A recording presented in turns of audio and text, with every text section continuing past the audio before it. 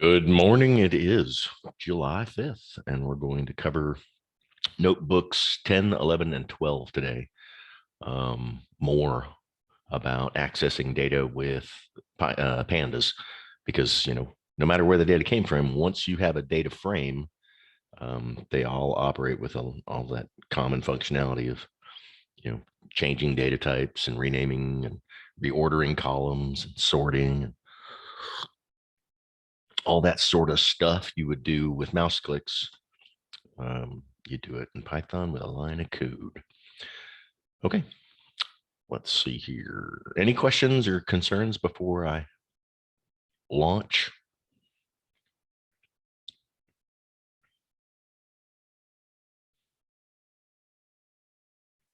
All righty. Let's see. Share my screen. And pull up notebook number 10. This is the classroom view. I've already got it up. Cell, all output clear. I was making sure I had it this morning working. So yeah, notebook 10.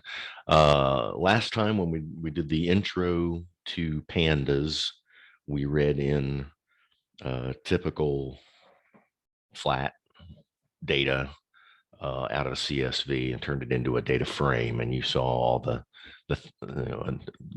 some common tasks, some things you can do, both analytical, getting values out of there, and data wrangling, changing things around.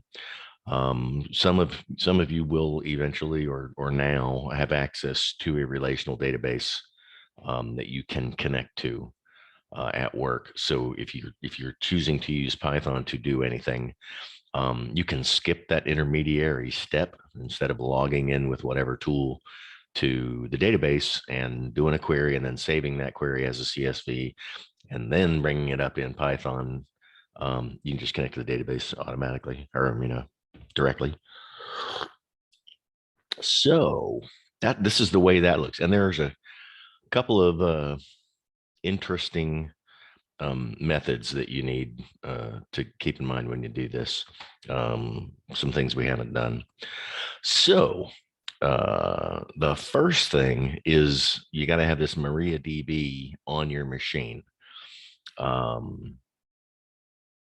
Does anybody, we covered this once, but I don't remember if everybody got it downloaded and everything. It's a pretty easy command. I can show you if anybody needs me to. Can you show it? I think I did it, but just to make Sure. sure. Well, you can tell if you did it or not by running this code cell. And if it says never heard of MariaDB, you didn't.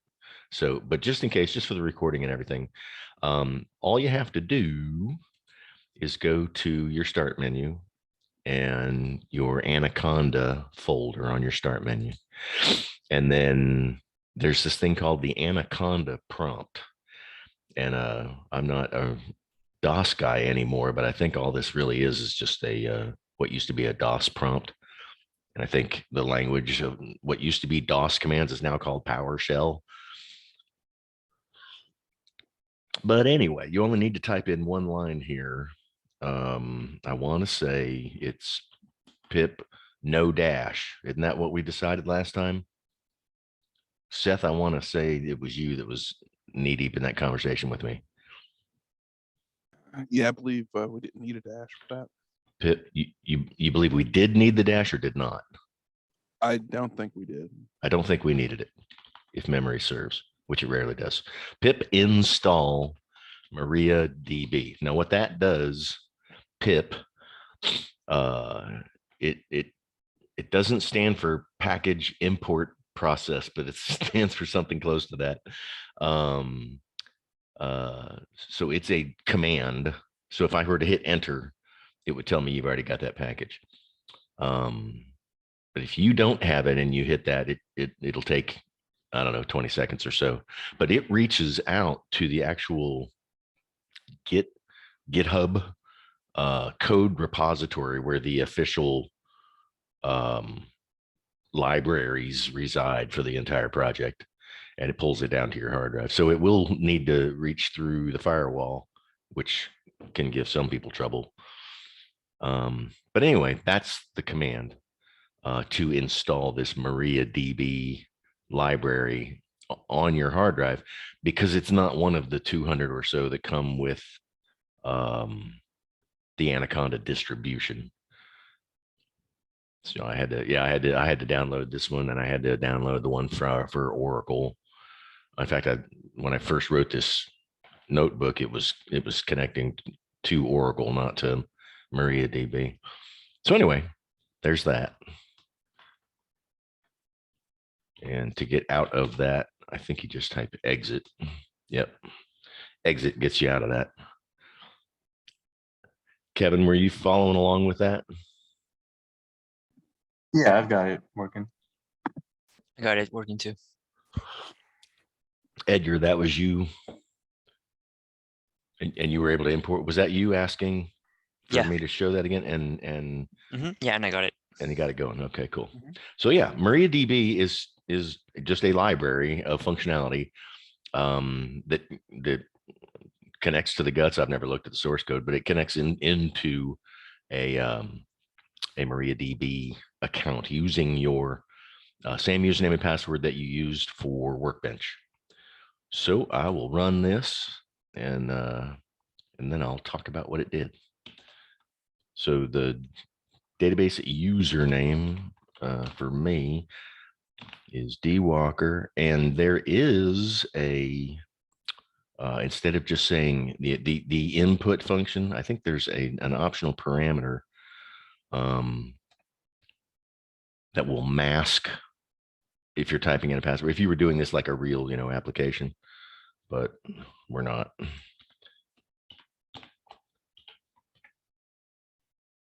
There's my super cryptic password. So no error message means you're in. I guess if I wanted to be more affirmative, I could do an else out here down at the bottom and say, welcome, you're connected. Okay, so that code, 2 input statements to get the username and password. And then just in case you get a username or a password wrong, I did steal some code that does exception handling. So that if I were to type in a bad username or a bad password, or anything happened, the firewall port is blocked, it'll throw this exception error connecting to MariaDB platform, and I print that out instead of having a cryptic error code. But yeah, I stole this from the documentation for MariaDB library. So what you're doing is creating a connection object. So this conn stores the connection information. It is, for lack of a better word, it is the connection to the database. And it's an object, so it has methods that you can use. And there are times you can have, however many connections open to different databases that you want. And that connection object will need to be unique among each one. And when you go to grab data, you got to tell it which connection to use. So that's an important object to use as a parameter later. So we connection equals, and then we're calling the MariaDB library. We didn't alias it. So you use the full library name, MariaDB.connect, and that's the method or function inside of that library that passes those parameters and connects. So if you get it right, nothing happens, and that's great. So the next thing you need is a cursor object that you get by calling the cursor method of the connection object. So conn.cursor is a method that returns this object called a cursor.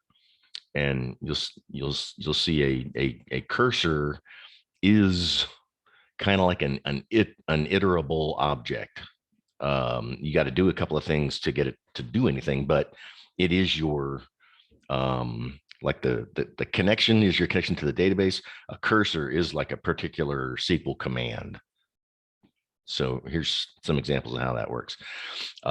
Cursor equals con.cursor. So now I have an object called cursor. Probably could have been more meaningful, but I wanted it to be generic. Cursor dot execute takes a legal SQL command as a string argument. So you pass it a string. Now, if you were to go into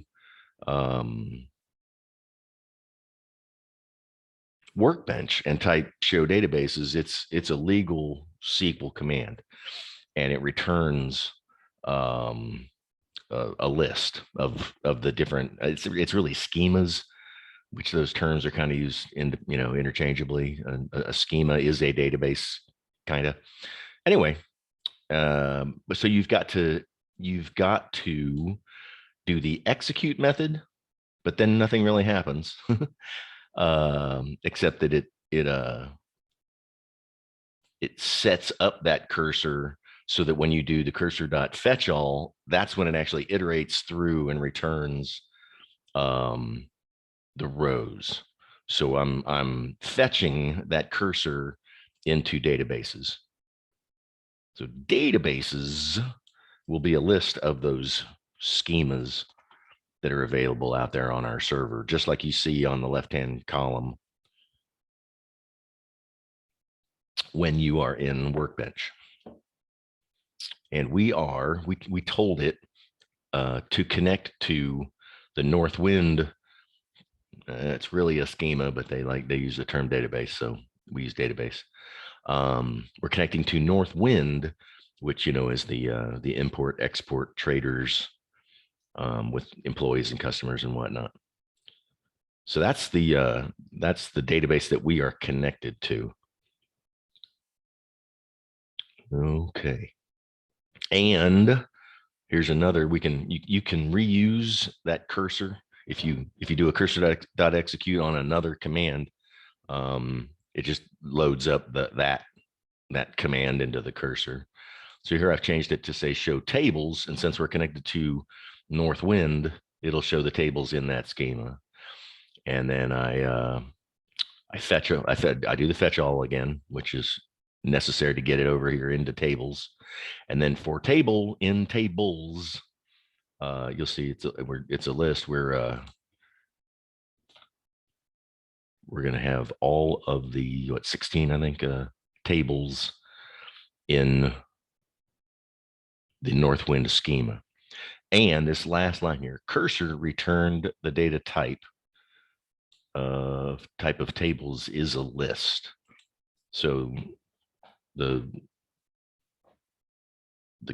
cursor fetch all returns a list. There are other times when it returns a tuple. I got an example down at the bottom, but it just returns a list. So you can now operate on that like you can any other list. Remember all the different sorting and look up if something is in the list.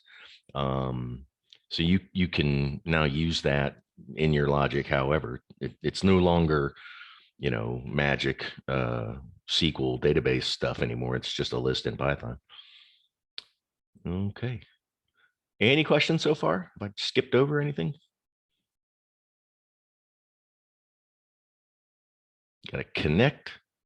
You got to execute a cursor, and then you got to fetch that cursor into a variable. So it's kind of 3 steps to getting some stuff into Python. Okay, we'll go down and do this next one. Okay, so I'm instantiating a new cursor object, employees cursor, with the same database connection. So nothing new there. And now I'm doing something more like what you would think, an actual SQL query that returns columns. So we're going to execute a SQL query invoking the cursor execute method and pass it a string that is a legal SQL query.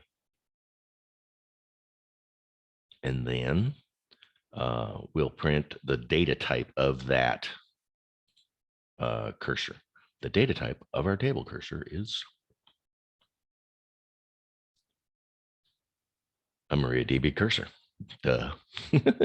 So there's nothing in there. You got to go grab it. So you can loop through it.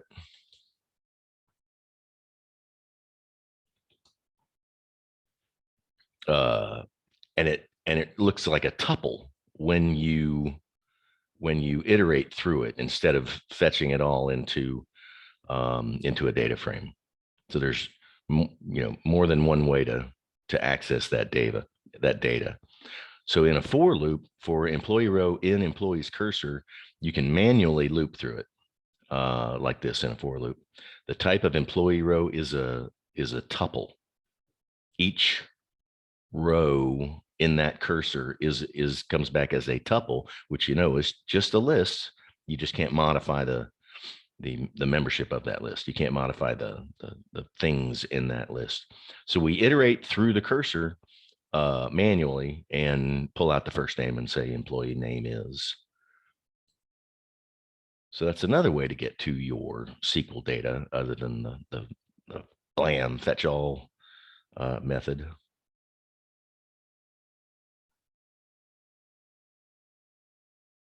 And remember, when you're accessing a certain member of a tuple, you give the index. So position 1 is actually the second thing in the tuple. Freehafer last name is the first thing in the tuple. But what you're probably gonna do, what I know I do the most, is just read that query right into a data frame. One line of code, bam, you get a data frame you can manipulate. And that is the pandas read SQL query method. Just like your pd.read CSV that we worked on Thursday, that contains the logic to open up a CSV and create the data frame. This one uses that legal SQL string that can be a variable. As long as it's a string variable. So you pass a string literal or a string variable, and the connection. It needs to know which database to connect to execute that select statement. And that one line of code creates a data frame called employees_df. And to look at the first few rows, we always use the .head method. So really, that's one line of code. Now, bam, now you've got a data frame. You're off to the races. Now you can do with that one line of code. Now you can do anything with it that you can do to any data frame, as far as data manipulation or analysis. Okay, so here is a pandas data frame method that will tell you the number of different unique job titles there are. You pass it a panda series, employees data frame job title is the job title column in this data frame. .value counts just tells you you got 6 sales representatives and 1 vice president, 1 sales manager, and whatnot. So that gives you the number of unique values held by the job title column. So that's pretty handy. Yeah, this just pulls out all the email addresses, just like you would think. And there's one kind of special case I wanted to cover down here.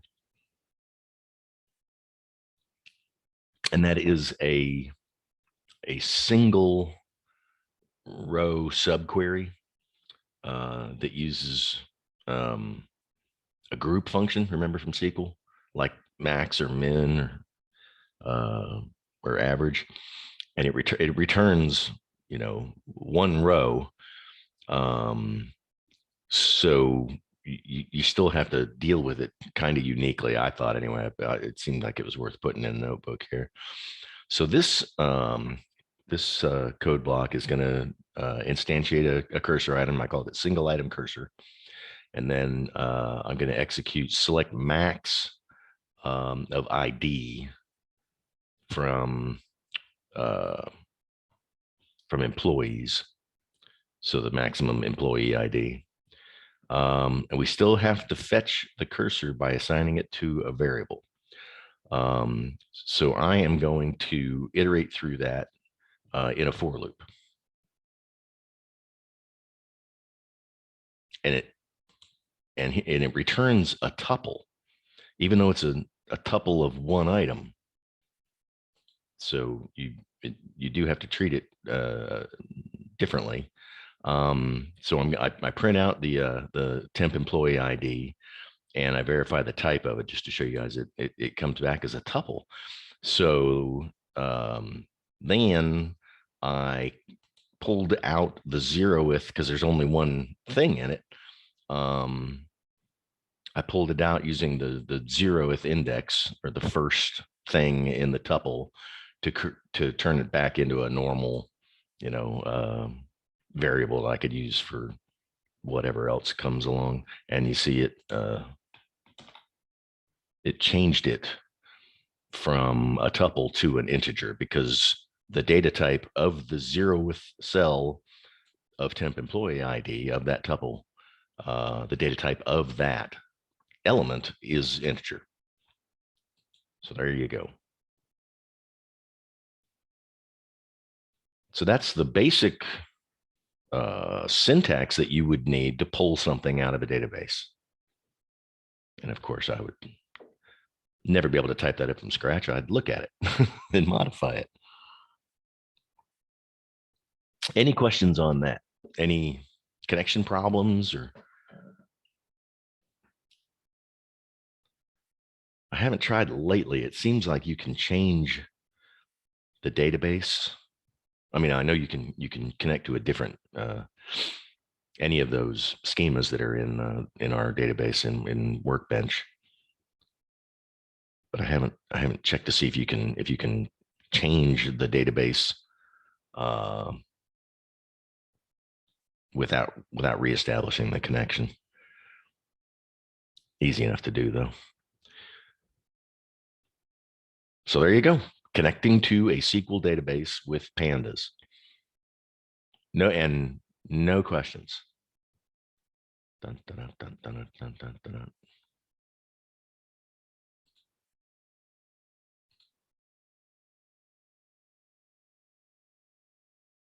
Okay. And every time I put away a notebook, I say cell, all output clear, floppy disk, file, close, and halt. Okay. Couple more, and I'm going to turn you loose on a data wrangling exercise. So here's another cool one. Again, I'm looking at the classroom. Read HTML method. And this is why these things that we're getting into now, where I'm talking about tuples versus lists and indexing and all of that, if we hadn't gone through all that in basic Python, you'd be kind of lost when you start dealing with these more complex data structures. So that's why we had to do all these preliminary. So this stuff would make more sense. So we're going to do pandas read HTML, which is very similar to the way Excel does it. Let me see here.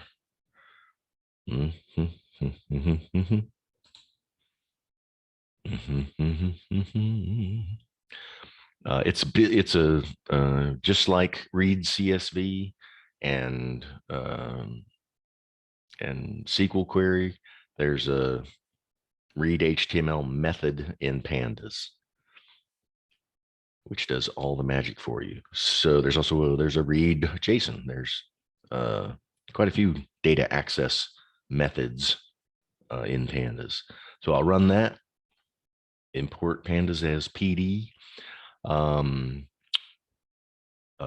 The read HTML function takes a URL web page, and it goes out, grabs it, and then looks at the internal code. If you've ever written HTML or even looked at it, it's got a syntax. It has a structure. That's how your different web browsers can render the web page accurately, because it is structured data. Really, that's really what a web page is structured data for a web browser to render. Well, because it's structured data, you can write a program that reads through and uses that structure to determine different elements of that web page. And a table is one of those structures. And luckily, Wikipedia puts everything in tables, and there's a table for everything, like we saw previously. So here is it loaded up in your notebook, a list of countries and dependencies by area. That's all that does, is go out, uses the read HTML method, and sticks the result into a list called countries list. So I'm going to execute that. Nothing's going to happen, and I'll execute the next one. And since there's a print statement, I'm going to see that there are 3 elements in the list. So I'm kind of doing just, exploratory data analysis here. I'm kind of going through manually and scraping around to see what I can find. So we've got, 3 elements. So countries list 0, 1, and 2 are the 3 elements of that countries list. So I want to start looking into the guts of that list. So I'm printing out each element in that countries list, and we start to see what we're looking at. So the first table that it found on that web page looks like nothing. Looks like it's one row. Looks like a key, kind of, maybe something. And you'll see this frequently in Wikipedia pages. There's a little informational thing that is the first table. But then where the line starts, the second table, that's from this print statement. So this is from here down to where it says the third table. All of this is the second table, and that's starting to look like columns that's useful that I saw out there on that web page. And then the third table is a bunch of garbage. I'm not even sure what that is.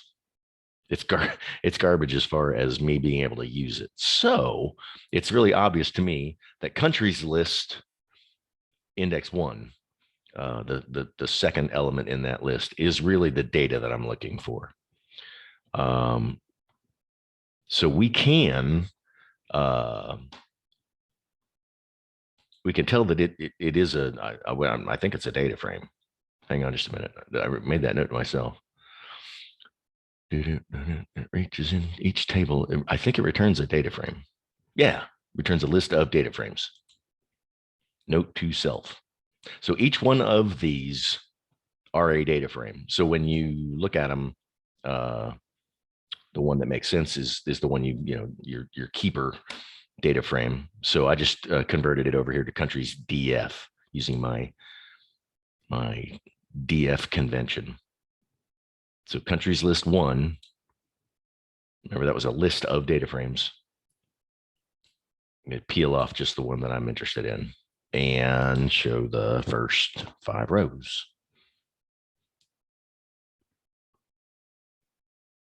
And this next line of code just prints out one of the columns, or a series.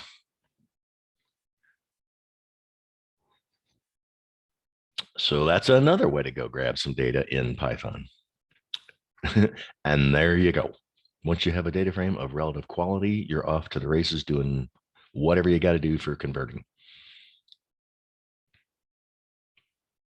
Okay, bonus example, looping through a data frame and printing out something interesting. We'll want a counter, yeah, so that we can deal with each row.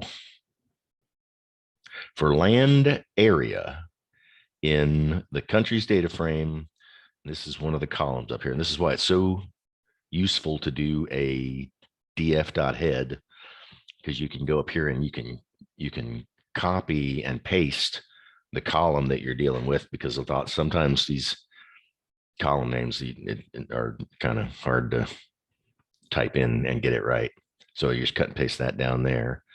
So for land area in country's data frame, in that series, in that column, so we're going to iterate through a bunch of land areas here. We're going to print the country's data frame, the name of the country dependency.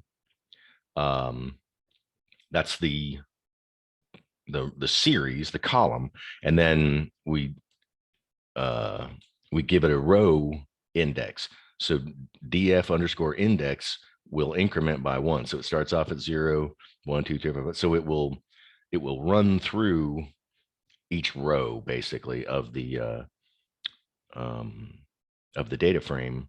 And I use it again over here to say that, you know, this country has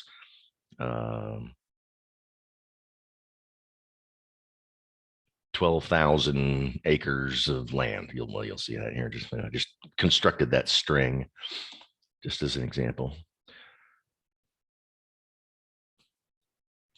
I guess to be more grammatically correct, I could have said square miles of land.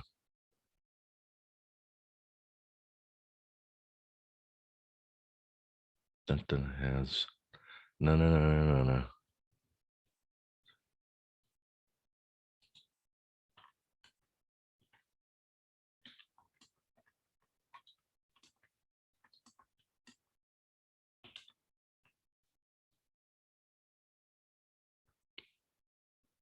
So anyway, there you have it. Accessing data in a pandas data frame. So I've got any questions on anything so far? Am I still connected? Everybody still out there? Good morning, Chris. Hey, good morning, Doug. I had a question for you. Sure.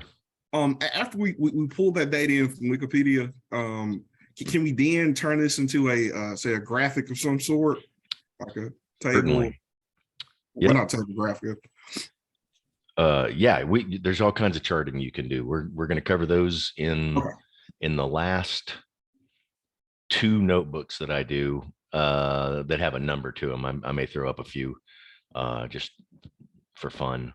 But it's plotting 1 and 2. And yeah, you can draw, once you have a data frame, you could draw, you know, scatter diagrams of all the columns, just 2 columns. You can do bar charts, histograms, heat diagrams. There's all kinds of visualizations. Gotcha. And I have another question for you, Don. So once we get the basics of how to get a handle on using pandas and Python to pull in data and just run basic little queries to find out information, what's then the best way to present it? Like if you're sharing the same content with, say, your upper management staff, and you want to show them, hey, I found that I'm just looking at one of your lines, Russia has 16 million odd square footage land. Like, what's the best way to share that to someone who doesn't know Python? Yeah, you can well, if you want to, I think I cut you off there at the last couple of words you said.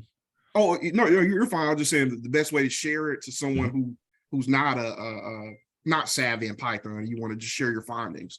Okay. If you want to show them the code that generated things, you can save a notebook as a PDF. You can run all the cells, and you can write the code that makes a little table of analysis, like like I did down here, this, Haiti has such a square miles of land. You can write to the screen, whatever makes sense, and you can generate an image and it will show up on here. And then you can save that notebook as a PDF, or you can actually write a report and like an output file. And I haven't tried it, but I think you can use Microsoft Word as your output type, and you could write, tables and whatnot into a Word document. You can save, the graph into a Word document so that it starts to look like an actual quarterly report or whatever, stockholders report. So it kind of depends on what you want to do. I wrote a Python program that emailed I had a list of emails and a score to get out to 200 people, and I used Python to send those emails instead of doing it manually. They had the guy I was working with, they had been doing it, cutting and pasting it manually 200 times into emails. So it depends on what you're doing with your output. You can do anything you want.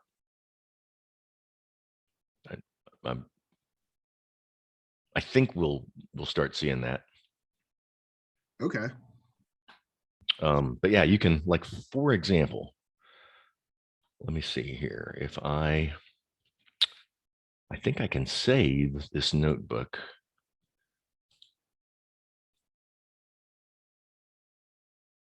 No, it just wants me to save it as a notebook. Maybe it's export. Download as, there you go. So this will download this entire notebook as a,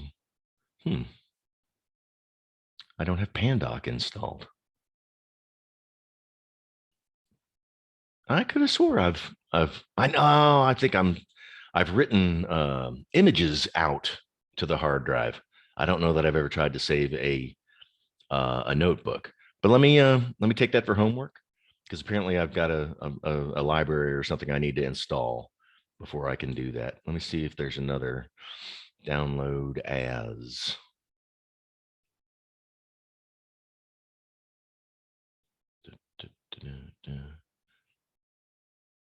Reveal JS slides. What does that do?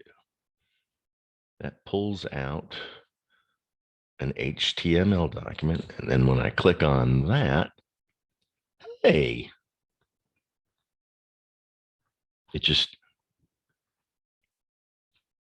shows what's on the screen. That's not going to be as useful as a PDF.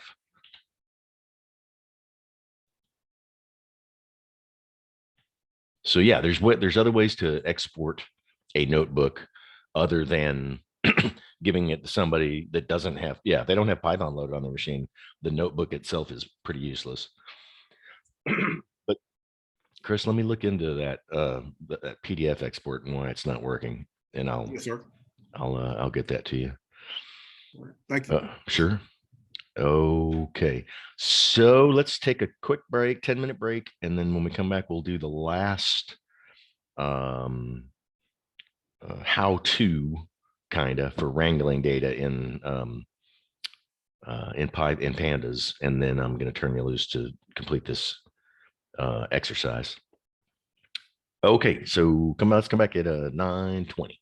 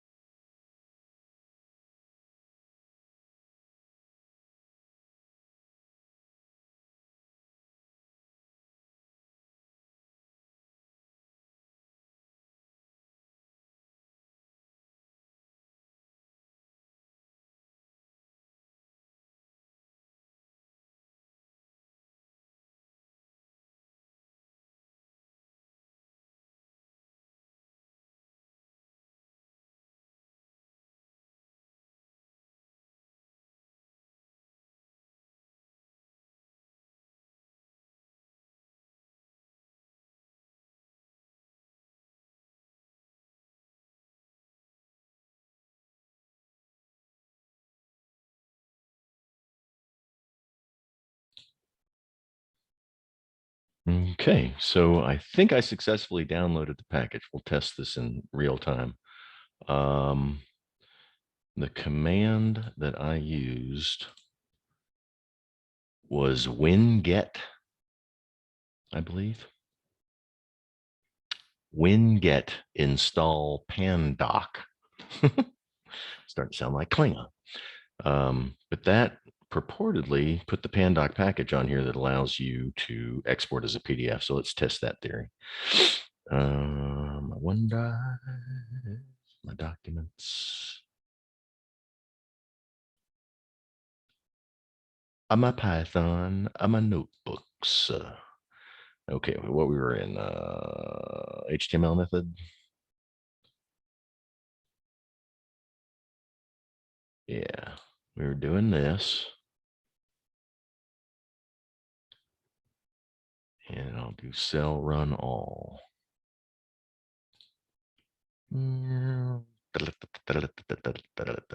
Okay, so if I had this and I wanted to, let's see if this works. File, download as PDF via LaTeX. Come on now.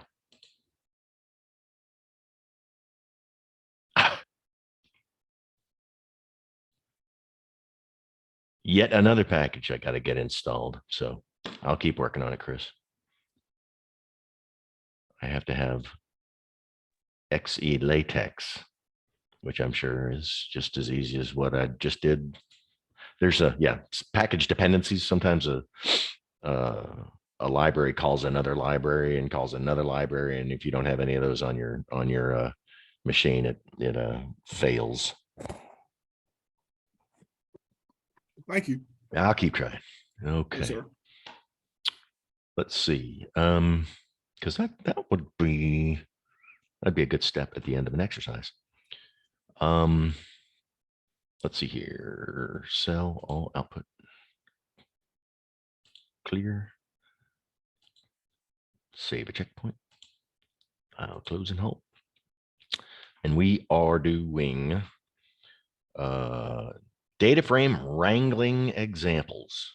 So what I've got created here, I thought of all of the common tasks, not just not just in Python or pandas, but common data wrangling tasks that you would do. You open up a CSV. What are some of the things you do? You get rid of some columns. You filter out some rows. You maybe change the data type, the format, from maybe general to number so that you can do some more numbery stuff. So I started thinking of common tasks like that. And so I've got a code cell for each one of these 11 things that I've come up with here. Now, if I would love to grow this, if there's something, because I'm unimaginative, if there's something in here, and again, this is really more about data wrangling, not so much analyzing or visualizing, but just getting the data lined up and ready for those efforts. If there's something I left out, let me know. We can work on it together, or if you code it up, I'll stick it in this notebook and it'll grow for next time. So these are the 11 different code examples that I put out there. And I used data from another library that we'll be dealing with called Seaborn. Seaborn is a visualization library that extends kind of the primary graphing library for Python, which is called matplotlib.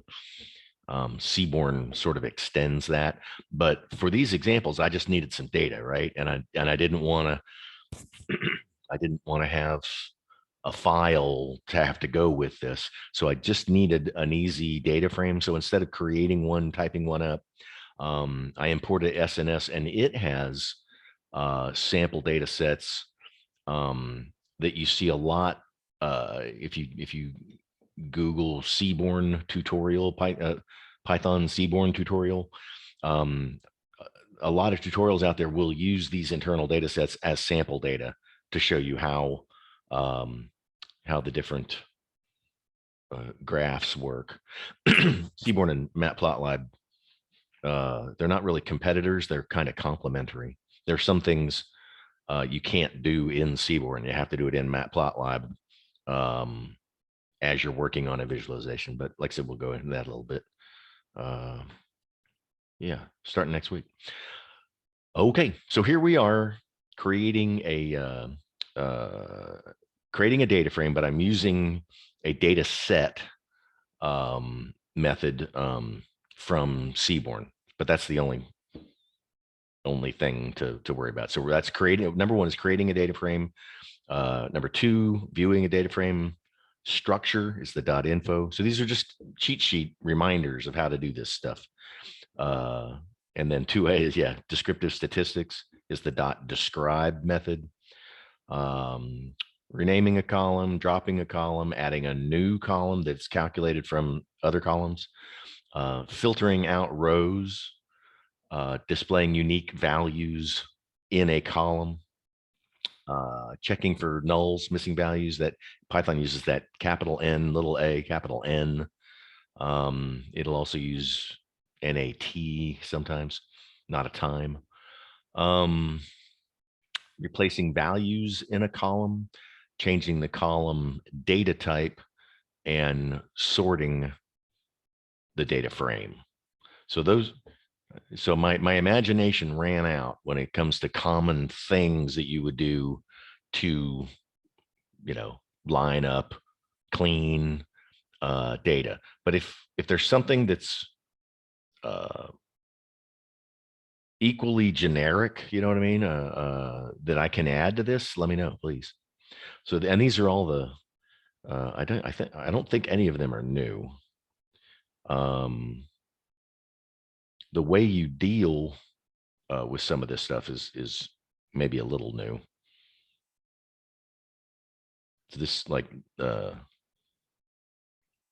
this rename method takes a dictionary as an argument.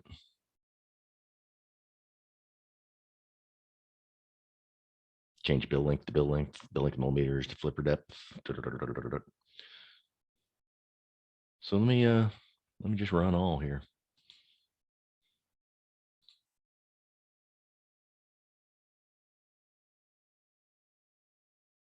This data set's kind of fun to play with. It's there's a row for an observation of a penguin on one of, I think it's 3 islands somewhere in the Antarctic. So you get bill length and yeah, which island it was on. There's 344 rows basically in the data frame. There's, I think, 3 species of penguins.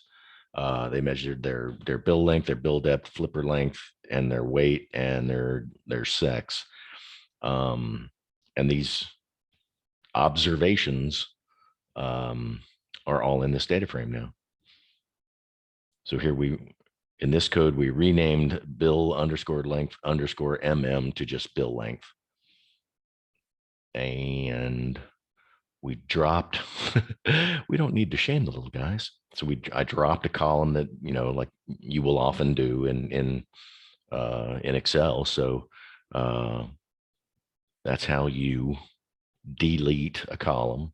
And there's almost always more than one way to do these things. So I'm embracing the minimally sufficient pandas. The next one, we're setting, we're calculating a column. Flipper length in inches is a new column, and it is equal to flipper length times this conversion factor. So I created a new column calculated based on another column. And filtering rows. I'm creating a data frame based on our main working data frame, subsetting out where the island, I'm sorry, where the species are equal Adelaide penguins. So this is going to pull out all of the chin strap and whatever the other one is, and just give you a data frame where species equals Adelaide. So that now that it's all that unique data, you could probably drop that column, so which we've already done. So like I said, I'm just trying to think of common tasks. I'm pretty sure we did this last Thursday. We were I was trying to do a compound, remember, compound condition. And I think Seth walked me through that. Okay. Unique values in a column, you just call it unique operator. Value counts tells you how many of each specific data value are in that column. Unique. Checking for missing values. I don't like blanks. Like in the one program I use frequently, I filled it and checked for 999, just to avoid the weirdness of having nulls. But you can see here this NaN, that's a Python null, not a number. So this will fillna will fill null values. So I changed blank in the sex column. I changed blank to unknown, which is a little more meaningful.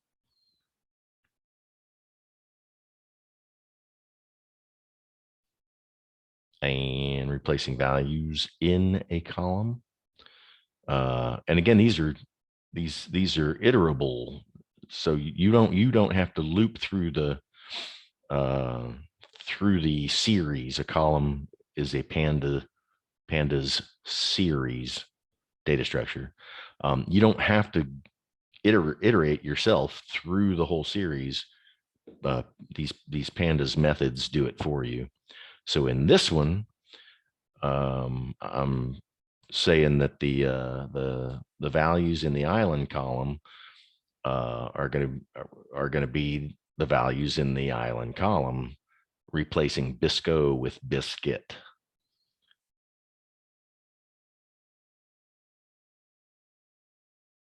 And proving it by printing out the unique values of the island column, Torgerson, biscuit, and dream.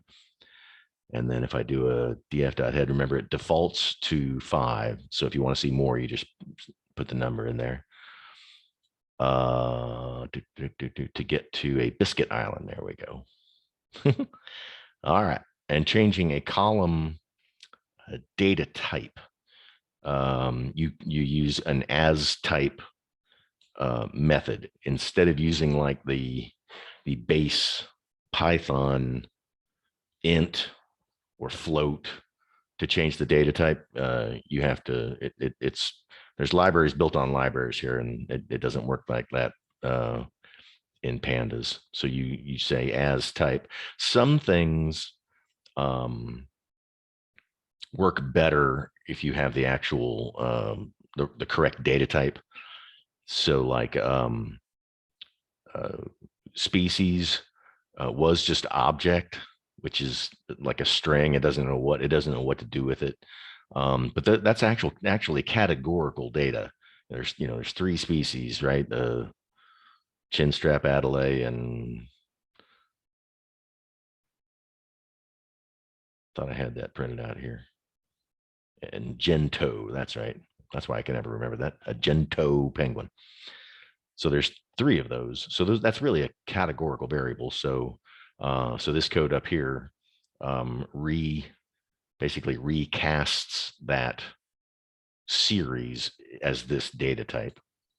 categorical, float 64. And I believe the legal data types are NumPy from a library called NumPy that Pandas is built on. But it's all in the documentation. And sorting a data frame, a little bit more complex. So we're sorting on flipper length, ascending. And then you got to reset the index. And then when you look at it now, you're actually looking at flipper length going from small to large. So this, like I said, this is just like a cheat sheet. I'm going to turn you loose on a data wrangling exercise in the classroom here. Pandas data wrangling exercise. I believe you have all the code to do everything in there. Maybe one that needs a Google. I think I put in there that you might want to Google that something, and I give you a hint. So but all that is a Pandas data wrangling exercise.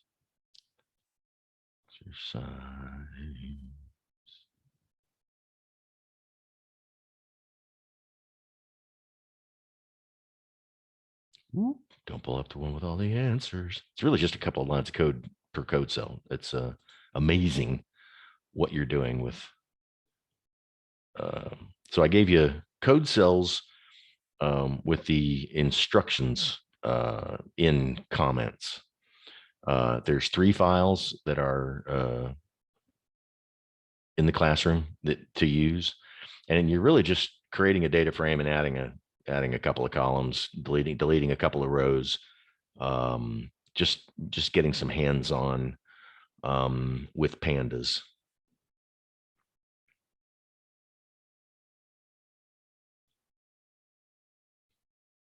And that is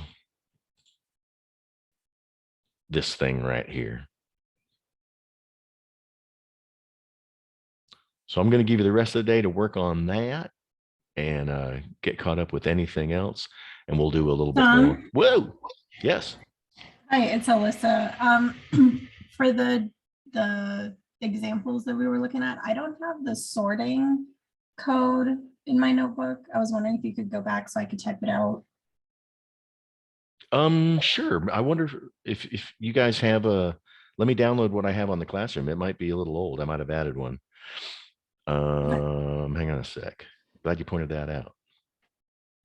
Data wrangling examples. If I click on that and download it, and then use Python to go pull it up in my downloads.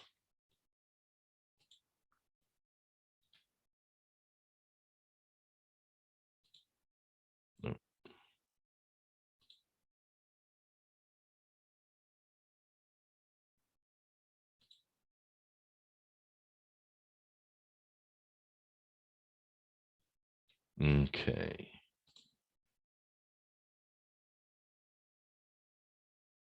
Sure enough. Glad you saw that. File, close and halt. Let me fix that real quick. Close and halt, leave. Okay. Data frame wrangling examples. So let me clean this up. All output clear. Save it. Close and halt. And then I got to upload it. Let's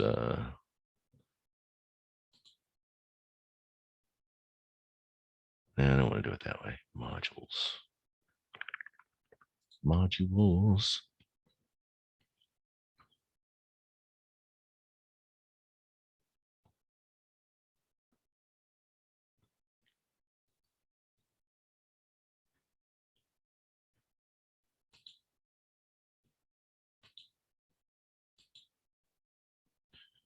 And go back and add.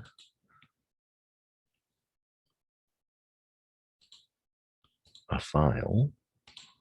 creating the file, choosing the new version. Oh, there's my grandbaby. Go to OneDrive, Documents, Python, Notebooks, number 12. Which, yes, July 5th, this morning. I apologize. And now you're making me wonder about the exercise itself. So hang on just a second. Add item. Replace.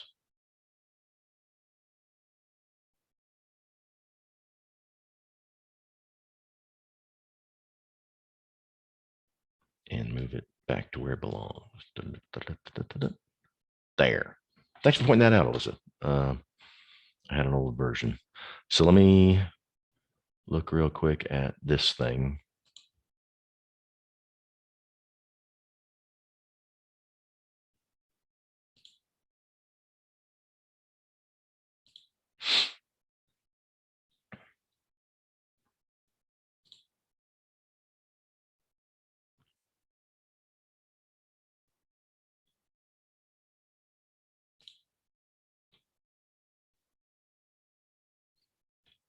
Okay. Import the libraries. Yep. Create a data frame from those files. Create data frames, one individual one for each file. Yep. And so, yeah. So what you'll turn in is your notebook and an output CSV. So you're doing that. Yep. Yeah. Pretty clear. I don't think I changed anything here.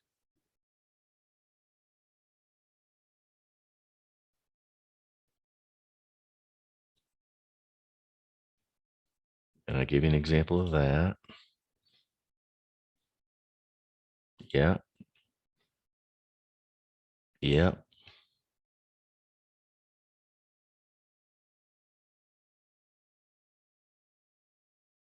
And here's some, make sure you read this hint down here to get rid of rows you don't want. That's another common problem when you get data.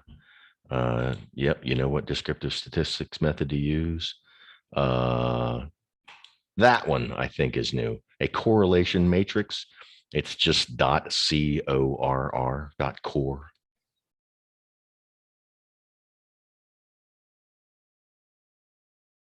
No, I remember now. Yeah, I was playing with this one. I was goofing with this. Trying to think of what the easiest one to do. You're going to need to change the data type of a couple of object columns to be numeric.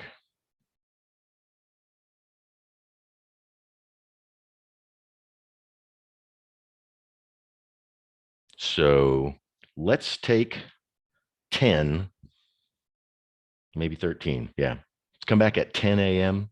and before we adjourn. So take 13, give me a chance to look at something real quick, and we'll reconvene for final questions and confirmations at 10 a.m. I need to check something. I'm still with you guys. I got a couple more mouse clicks here. I've got a new if you had the pandas data wrangling exercise notebook, if you had that downloaded, go ahead and get rid of it. And I'm going to remember how to insert a document. Here we go. Upload a document.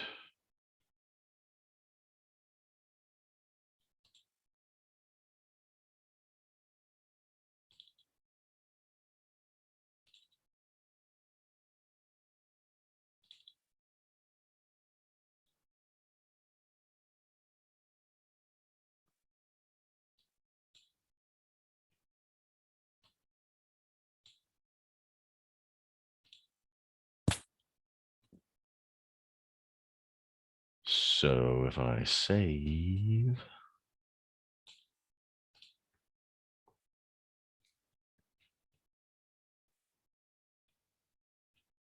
so yeah, share screen, share. Now, when you go to, if you're in modules like the normal view, you go down to Python, data wrangling exercise. When you click on it, there's a new notebook here with the instructions are in the code cells. And I thought I'd been working on it. I had to add a couple of conversions and get rid of some dirty data. So it's real clear in the instructions there. That's fairly clear. I'd say it's real clear. If it's not clear, what I'm looking for, please email me your notebook along with whatever questions. If you want, we can jump on. Doesn't have to be during class hours if you want to set up a call. But yeah, go ahead and take the last 2 hours of the day, work on that. To me, I learn when I bang my head, and I finally start, and I finally get it to work. Struggling, I don't, I don't learn unless I struggle a little bit. But there's, any number of exercise or, resources out there. I think I gave you the syntax for everything I'm looking for. Pretty sure I did. Maybe not I didn't give you the exact code, but I gave you a code example of doing a similar task. So between notebook 9 and notebook 12 with the common wrangling tasks, I think you can do everything that we're looking for in here that I'm looking for. Any questions? What is the one that we need to delete again? I've downloaded a lot of stuff, and so I just want to make sure I delete the right one. What you want to delete is the notebook called Pandas Data Wrangling Exercise. Okay, perfect. Thank you. Yeah, delete that one and replace it with this one that says as of July 5th. Because that's the one I just went through and pulled all the code out and saved it and posted it here. So you just have the instructions. And then the other one that I modified was number 12. I'll go back out to the modules. The other one that I updated today, thanks to Alyssa, was notebook number 12, data wrangling examples. I had added one. Now it goes to 11. Okay. No further questions? Like I said, bang your head against the wall for a little while, but not till you're to the point of bleeding.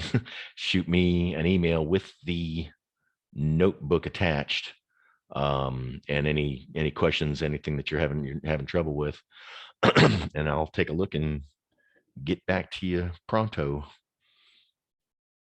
And we'll reconvene on Thursday morning.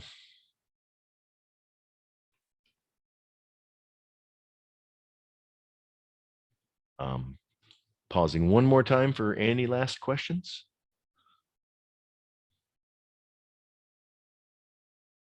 Oh, when did you want this turned in by? Well, the end of the session Thursday. If you get done before then, give me a shout. But yeah, I don't expect everyone to get everything running quite right today. So I was going to cover a little bit more and then give you some more time on Thursday. Sound good? All right, thank you. Sure. And then we'll learn some graphing, and then we'll put it all together, kind of like we did with the Excel project, where you'll find some data, show some cool stuff, draw some graphs, and it'll be a fully documented data science project in a Python notebook. That's where we're headed over the next couple of weeks. All right, guys.